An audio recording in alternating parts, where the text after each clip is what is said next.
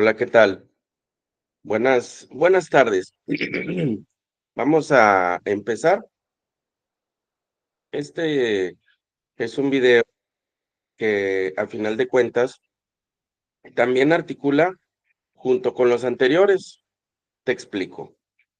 Para bien, para bien, vamos bien. Supero la redundancia, pero a lo que voy es que salieron las guías de admisión nuevas y las estuve comparando con las del año pasado, contra lo que estábamos desarrollando también de promoción vertical y de horas adicionales.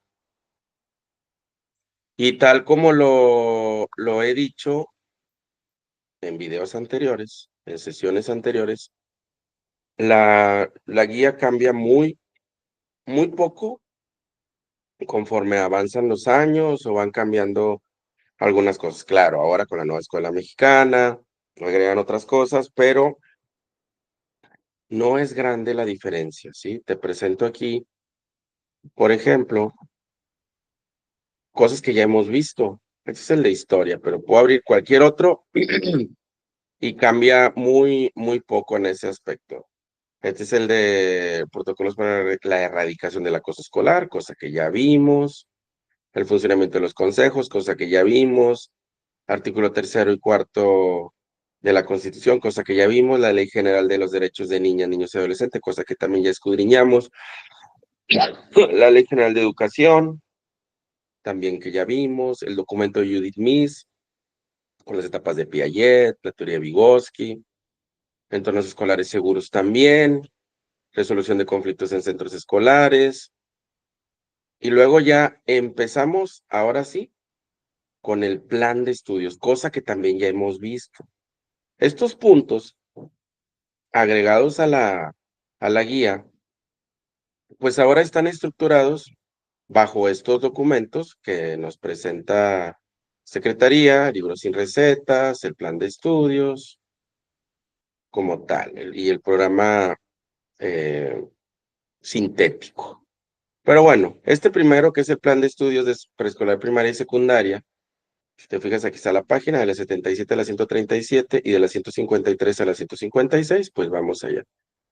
El plan de estudios en la 77, 77, en la 77 nos vamos a encontrar esta parte que se llama programa de estudios. ¿Y cuáles son los componentes curriculares? Pues menciona lo que ya hemos visto en diferente, que ya has visto también en consejo técnico y en algunas otras ocasiones cuando nos han empapado de la nueva escuela mexicana. En el sentido de la estructura curricular que tiene el programa y nos habla de una desegregación del plan de estudios y que a final de cuentas el artículo 29 constitucional, perdóname, de la Ley General de Educación, habla que los planes de estudio tal como se establece en ese artículo, eh, pues deben de ser desplegados en objetos de aprendizaje. Pero esos objetos de aprendizaje, pues ya sabes que son los procesos de desarrollo y aprendizaje. Habla del planteamiento de Díaz Barriga con respecto a las situaciones institucionales o curriculares, que considero que eso no es propiamente lo importante, sino las definiciones que da después. Aquí habla de qué es el programa analítico. Voy a sonar redundante, son cosas que ya vimos en otros documentos, pero que nos lo vuelve a presentar y que es importante también tenerlo en el radar para poder seguir estudiándolo. Tenemos que el programa analítico se puede ver como una segunda etapa que se fundamenta en el conocimiento del plan de estudio en el análisis sistemático en las condiciones institucionales con el objeto de experiencias docentes frente a temas a desarrollar. Es decir, el docente es una contextualización.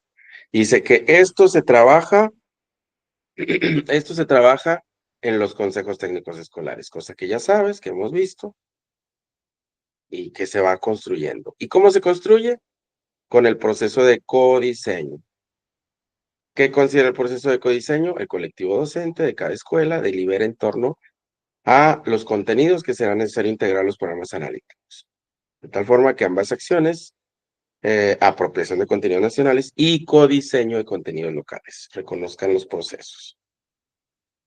Y esto, a final de cuentas, pues nos da también pie a lo que ya sabemos, que los programas sintéticos son incompletos, que nosotros los maestros tenemos que agregar de acuerdo a nuestro contexto. Y esta estructura, que me gusta mucho cómo lo presentan, nos explica realmente cómo es la relación entre el programa, los contenidos nacionales y el proceso de codiseño.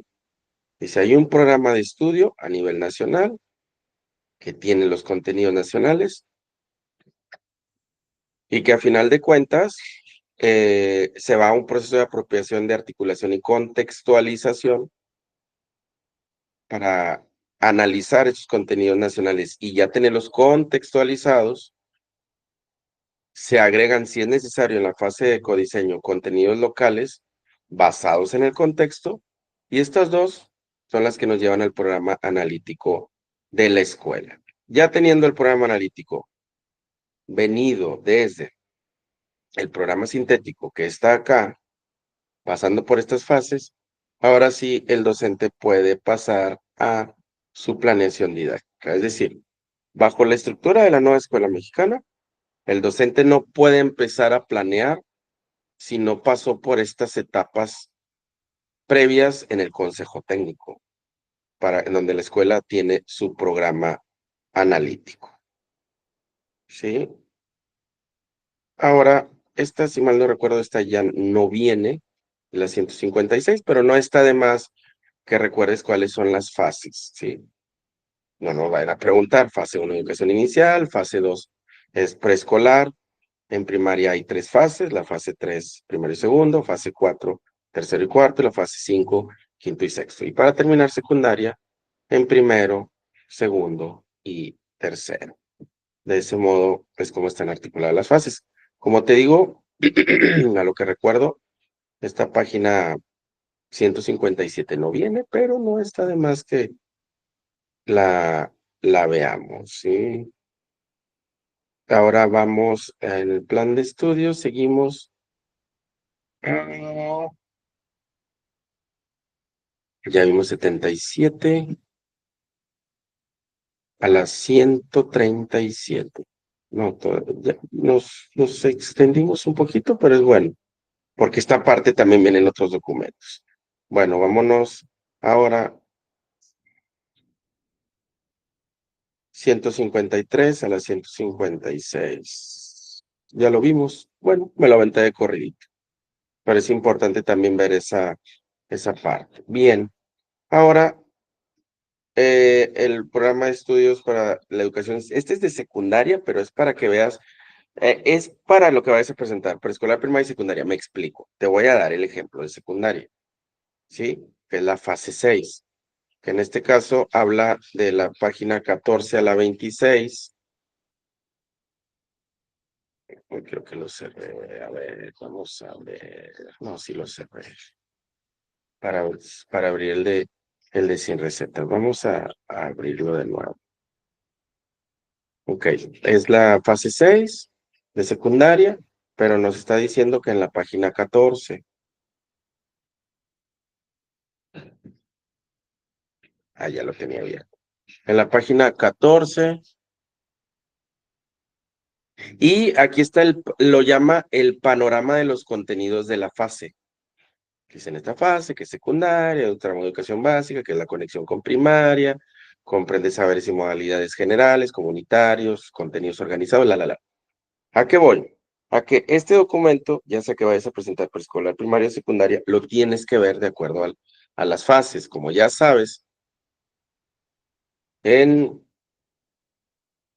primaria, las fases correspondientes, que vendrían siendo fase 3, 4 y 5, preescolar e inicial 1 y 2, y la fase 6, que sería secundaria, que es en la que estamos. Ojo, te lo estoy dando como ejemplo. A lo que voy es que viene los procesos de desarrollo, los temas, perdón, este, los temas como tal aquí estructurados en los campos formativos: lenguaje, saberes, ética, naturaleza y sociedades, y del humano a lo comunitario. Y aquí te dice si pertenece a qué disciplina: español, matemáticas, geografía y tecnología. Y es un mapeo del plan de estudios. Y luego que ya educación socioemocional y tutoría, y luego ya las demás, biología, historia, de acuerdo a la columna. Esto no es que te lo tengas que saber de memoria, porque es muy difícil aprenderte un plan de estudios de memoria, pero al menos darle, si eres de historia, por ejemplo, pues le das una checadita a cuáles son los temas que vienen en historia, ¿no? Los de primaria, pues iba a tener un poco más en ese sentido porque tienen que mapear todo, pero hacer una organización de cuáles son los temas que vienen, pero voy a presentar en física en secundaria. Bueno, veo cuáles son los temas que vienen para conocer esa estructura, no para que te hagas experto en los temas, porque bueno, se supone que lo somos, pero no es esa la parte del contenido, sino que sepas cuáles son los contenidos que vienen. ¿Que vas a presentar química? Aquí están, como tal. Es un mapeo general, como te digo, del plan de estudios en esa fase, que es la fase 6. En ese sentido, esa era de la 14 a la 26, y luego de la 75 a la 107. ¿Por qué aquí se va a ética, naturaleza y sociedades? Porque es la guía de historia. Y repito, lo estoy tomando como ejemplo. ¿Qué es lo que tienes que capear de tu campo formativo, cachar, entender, racionalizar, llámale como quieras, del campo formativo en el que vayas a presentar? Es ver cuáles son los contenidos que aborda el proceso del ser humano, la sociedad, la naturaleza, la comprensión crítica de los fenómenos sociales, políticos y naturales. Y luego a qué se orienta el campo formativo, en qué temas se enfatiza, aquí te lo dice. Y luego las finalidades y las especificidades de ese campo como tal. ¿Cuáles son las finalidades? Esto yo creo que sí es un poquito de machete. Por ejemplo, de este campo formativo, que es historia, que pertenece a ética, naturaleza y sociedades, un sentido de pertenencia, identidad personal y colectiva, reconocimiento de la diversidad social y cultural, convicciones, principios éticos y valores democráticos, como el respeto, la libertad, justicia, respeto y protección a los derechos humanos, responsabilidad en el cuidado, desarrollo de conciencia histórica y geográfica. Y luego vienen las especificidades. En cuanto a las especificidades, pues nos dice este campo que integra conocimientos, habilidades, actitudes y valores de formación, de historia y geografía, y que representa un reto para el trabajo, se abran las relaciones de las transformaciones políticas, territoriales de México, América Latina, el mundo. Si eres de historia, obviamente estás familiarizado con todo esto. Lo que voy es que dale una ojeada a tu campo y te vas dando cuenta. Este campo que busca que los adolescentes se suman como sujetos de derechos con identidad personal y colectiva, como seres plurales. Las y los adolescentes serán capaces de construir la naturaleza como un sistema complejo. Y así, ¿sí? Así es que tú escudriñes cada uno de tus campos. Si eres de secundaria, de la fase que tú quieras, pues te regresas. En este caso, por ejemplo, me voy, hoy me estoy regresando. Ay, discúlpenme que se escucha una musiquita de un vecino ruidoso. Estamos viendo, este es el campo de saberes y pensamiento, saberes y pensamiento científico.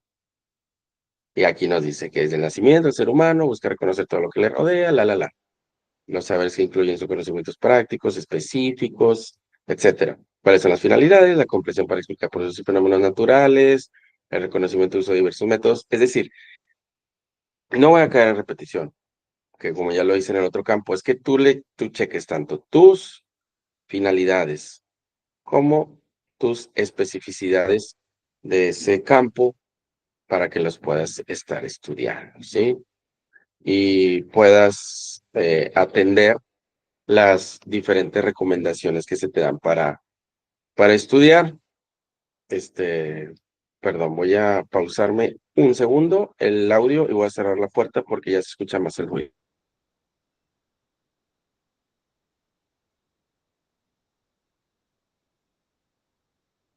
Ok, seguimos. porque esa gente precisamente no entiende lo que es empatía y malentiende lo que es la libertad al poner la música a todo volumen. Pero bueno, vamos a seguir.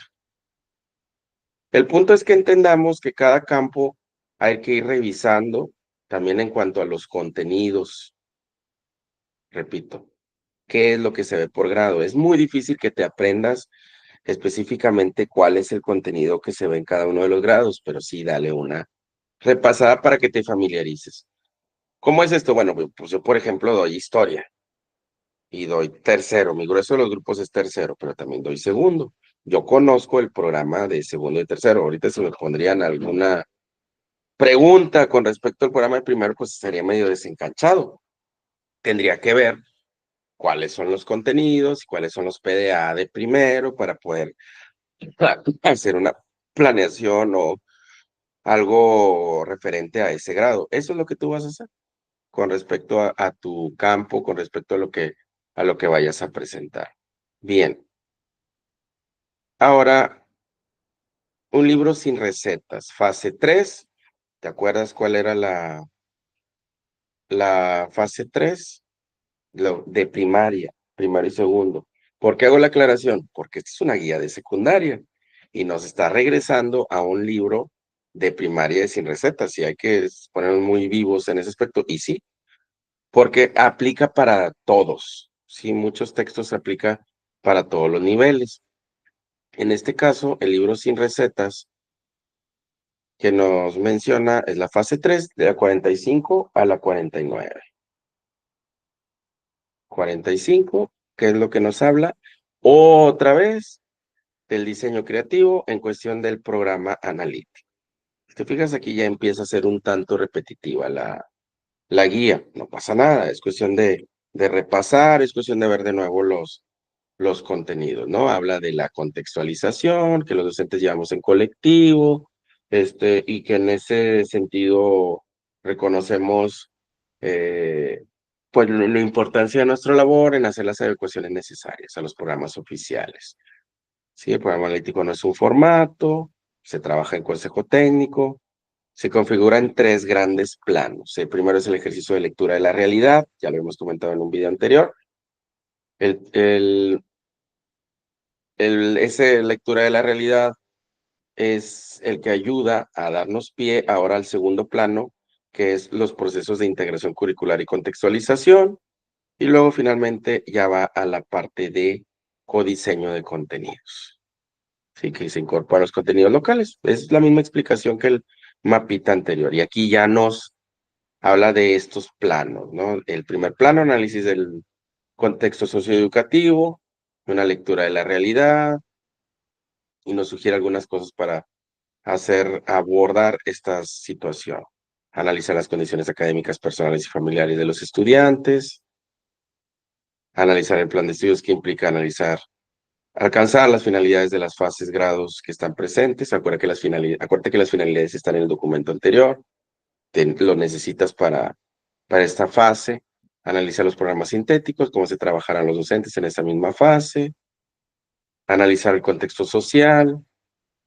Y luego ya viene la contextualización al tratamiento de los programas sintéticos para ponerlo en marcha. Es decir, acomodarlos los PDA, los contenidos, para poder ya tenerlos listos, ¿sí?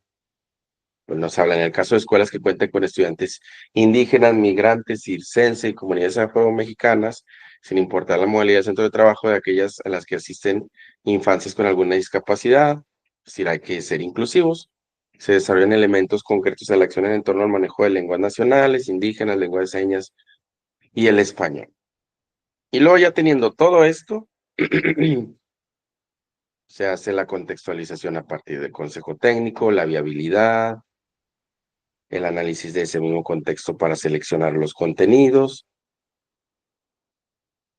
eh, Se toma una problemática y una vez delimitada la problemática o de inmediata se inscribe el plantel, el colegiado, pues empezará a reflexionar sobre esa problemática. Esa problemática nos ayuda ahora sí a abordar la parte de los proyectos de enseñanza. Y luego ya viene el codiseño, que es ya que el docente va articulando todos esos PDA con el análisis que realizó, y luego ya el plano didáctico, que es la planeación. ¿Qué sugerencias nos da para la planeación? Estructurar para llevarla a cabo en lapsos de tiempo no muy grandes, cuidar la secuencia de actividades que se articule la situación problema, establecer las actividades que se trabajarán con los estudiantes, anticipar la previsión de materiales, procurar que exista una relación de trabajo colaborativo. Eso es muy importante. Desde el Plan 2011 nos está pidiendo que la planeación tenga trabajo colaborativo, así es que, una vez más, es una parte elemental de la planeación. Y sobre todo, en inciso F, una evaluación formativa, en la cual haya un ambiente colaborativo y de autorreflexión, es decir, donde el estudiante se dé cuenta cuáles son sus logros, pero también sus dificultades y qué pendientes tiene por desarrollar.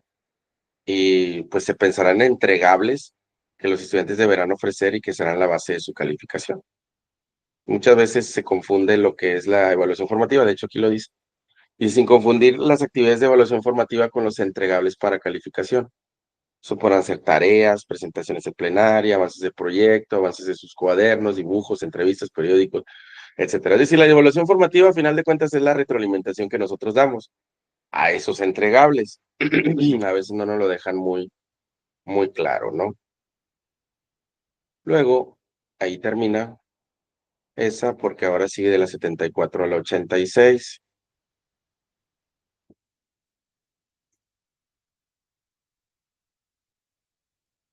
Esto es muy importante porque son las sugerencias metodológicas para los proyectos. Cuando empezó la nueva escuela mexicana, este fue todo un borlote, todo un mitote, porque no nos quedaba claro qué era lo que se pretendía, más porque no teníamos libros de texto, no había suficiente información, nosotros pensamos que de a chaleco se tenía que trabajar por proyectos y pues no quedaba muy claro, pero ahora sí es claro. Si este portal sugiere algunas de las metodologías, algunas sociocríticas para el abordaje de cada campo formativo. Las mismas solo representan una posibilidad de acercamiento a los elementos disciplinares que integran cada campo, y en ningún momento pretenden ser un recetario que limite la creatividad y el desarrollo de la autonomía profesional del magisterio. Desafortunadamente, la manera en la que nos la vendieron al principio, eso fue, se intentó hacer un recetario de cómo eran las fases metodológicas de proyectos. Ahora nos queda claro que ya no es así. Aprendizaje basado en proyectos comunitarios.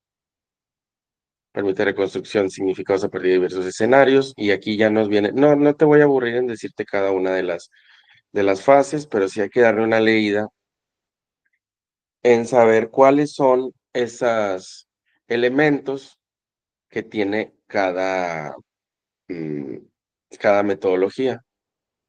Este es aprendizaje basado en proyectos comunitarios y aquí están las fases: planeación, acción e intervención. Luego viene ya las fases como tal escritas, fases o etapas de la metodología. Aquí vienen los momentos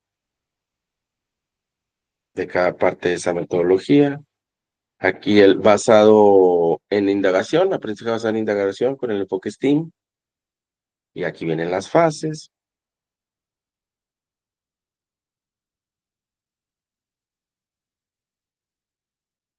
Vamos a avanzar. El aprendizaje basado en problemas. Aquí vienen las fases. Luego ya viene el aprendizaje servicio. El aprendizaje servicio y las etapas correspondientes. No hay que estresarse mucho con eso, porque nosotros nos estresamos mucho con esta parte que a la mera hora, pues sí tuvimos que hacer muchos ajustes a la hora de aplicar un proyecto. Claro que pensando en la evaluación de UCICAM, pues hay que ir entendiendo cada una de las fases y pues tú imaginar de acuerdo a la disciplina o al área que vayas a presentar, preescolar, primaria y secundaria, o alguna disciplina, historia, formación, física, química, etcétera, que vayas a presentar, entender cuáles son las fases y cómo lo puedes aplicar en algún proyecto, ¿sí? No viene como tal el libro que lo ojees, el libro del alumno, pero sí sería bueno que ojearas el libro de proyectos y pudieras contrastar ahí, ver cómo vienen esos proyectos para poder utilizarse en algunas de las disciplinas. Acuérdate que disciplinas es el equivalente a materia, ¿sí? Por eso lo menciono de esa manera. Bien. Ahora, libro sin recetas. Y ahora nos menciona el libro sin recetas de la fase 6 de nuestra fase, que por parte que estoy en el de secundaria tomándolo como ejemplo, pero es para orientarte en ese aspecto. En la página 129,